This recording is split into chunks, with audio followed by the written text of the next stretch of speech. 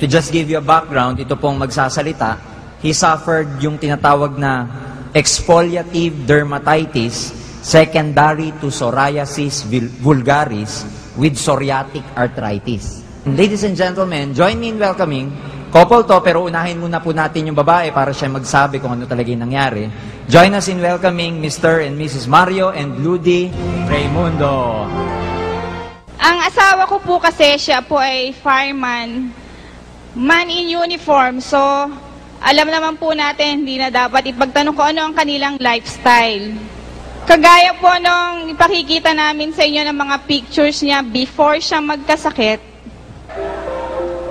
ayan po siya kasama yung 4 sa aming 6 na anak. Heavy built po talaga ang katawan niya. 89 kilos po. Ayan po siya sa gitna. Siya po ang fire marshal noon sa Giginto, Bulacan. Yan pong pictures na yan ay taken bago siya nagkasakit. Noon po yung June 12, 2001. Noong pong time na yon, nag-uumpisa na siyang makaramdam ng arthritis.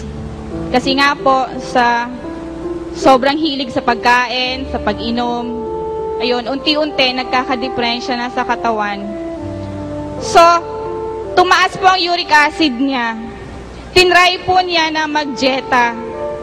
Yung pag-jeta na yon, ang nakasama pala sa kanyang health dahil nabigla na bumagsak yung resistensya niya. Humina ang immune system. Kaya po, common na sa dugo nila yung psoriasis dahil may auntie siya at may kapatid na may psoriasis. Lumabas din po sa kanya yon. Ayan po siya, pictures na yan, taken ng February 2002. Nagmula lang po yan nung nagkaroon siya ng sugat dito sa noo, September 2001. Doon po nag-umpisa na kumalat sa ulo hanggang sa buong katawan. September to February, in 5 months time, lumala po siya ng ganyan. Dahil sa sobrang hina ng resistensya ng katawan niya, hindi na nakayanan ng immune system niya yung pagkakaroon niya ng psoriasis. Noon pong time na yon, lahat ng mga kaibigan namin na gustong makatulong dahil nakita na ang kalagayan niya ay parang hopeless na. Sinasamahan po kami sa mediko, sa ibang dermatologist, sa iba pang doktor na alam nila na baka sakaling makatulong. Pero lahat po na yon sa pagpupursigi po namin na mahanap talaga yung makagagaling sa kanya. Kasi kahit po ganyan ang kalagayan niya noon, hindi po nawala sa puso namin yung pag-asa na meron pang kagalingan yung karamdaman niya. Deep in our hearts, alam namin na pagsubok lang yung aming pinagdadaanan. May purpose kung bakit dinaranas namin iyon, hindi lang namin alam kung hanggang gaano katagal.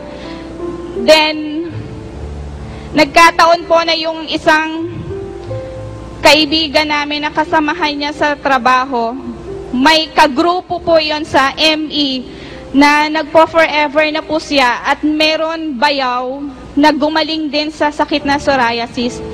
So, sinamahan po sa amin yon. Isang gabi dumating sila. Sila Tita Huling, Tito Rudy, si Upline Merly at si Tito Benny. Habang kinakausap po namin sila, may duda sa aming isip na baka, kasi nadinig ko na pang Forever Living dati pa, 1998. May nagre-recruit na po sa akin, pero hindi ko siya pinansin. Pinagbigyan ko lang siya na nag-sign up ako, pero hindi ko inintensyon na alamin kung ano yung negosyong nilalapit niya sa akin. So, habang kausap po namin sila, nandun yung duda na tipong, ano ba itong mga tao na to? Ganito na yung kalagayan namin, parang gusto pa kaming irakit. Pero, Doon nga po kasi sa kalagayan yun noon na halos lugaw na lang yung kaya niyang kainin, 2 kutsara, umaayaw na. After 4 days po na pag-obserba namin sa kalagayan ng asawa ko, na noon ang sabi ng derma namin ay kailangan na siyang ma-confine dahil na-dehydrate na. Sobrang dami na po yung natatanggal na balat na sa isang maghapon, 2 dustpan ang nawawalis namin sa buong kwarto. Sa bilis ng pagpapalit ng balat niya, na doon naman tumatapon yung nutrients ng kanyang katawan. So, lugaw lang po ang kinakain, tapos ganun kabilis tumatapon ang balat niya. Wala nang nutrients na pumapasok sa ibang parte, sa ibang organs ng katawan. So, nag-isip na kami, ba't hindi natin subukan? Kung sabi nila food supplement ito, baka sakali nga na makatulong. So, nung pang-4 na araw po, tinawagan ko po si Tito Benny, siya ang nag-sponsor sa akin. Sabi ko, gusto ho namin na subukan, baka nga sakali na makatulong. After nung 1 litro na nainom niya, nakaramdam na po siya na ginanahan na siyang kumain. So, tinuloy-tuloy po namin yung pagbili ng products at pag-inom niya. Hanggang sa maka-1 buwan, nakakilos na po siya ng kusa niya. Kasi nung datnan po kami nila Tita Huling noon, tinutulungan ko siya na ikilos ang kanyang kamay, sinusubuan, itinatagilid, ibinabangon, binibit-bit sa kilikili para makatayo siya. Alalay namin ng mga ano ko para makalakad. Talagang hirap na hirap po ang kalagayan niyo noon. Halos para ka nag-alaga ng sanggol na malaki. Lahat ng kailangan niya sa katawan, gagawin mo para sa kanya. So, nung makita po namin na may improvement dun sa pag-inom niya ng products, tinuloy-tuloy lang po namin yon hanggang after 6 months. Nakakalabas na po siya ng bahay.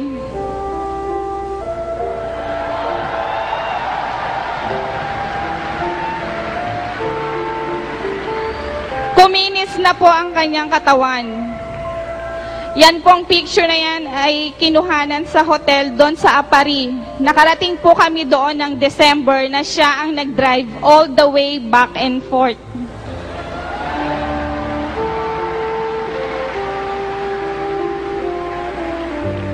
Payat man po siya noon tingnan, pero ang katawan po niya ay balik na sa dating sigla. Yan naman po, April this year, nakarating po kami sa San Mariano, Isabela. Siya din po ang nagdadrive. Ganun po kaganda ang ating mga produkto. At ngayon po, balik na siya sa dati niyang katawan na healthy na ulit, mataba.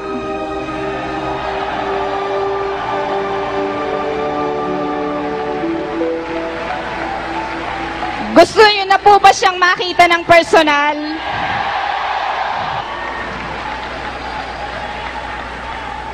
Ito po siya, si SFO3 Mario Raimundo.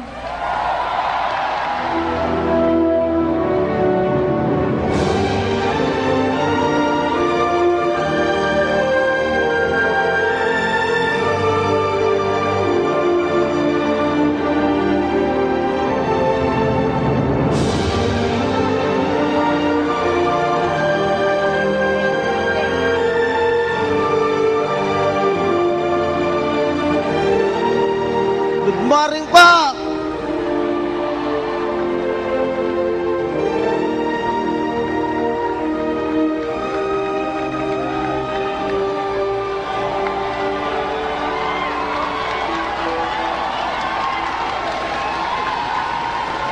Nung una po, ayoko sana.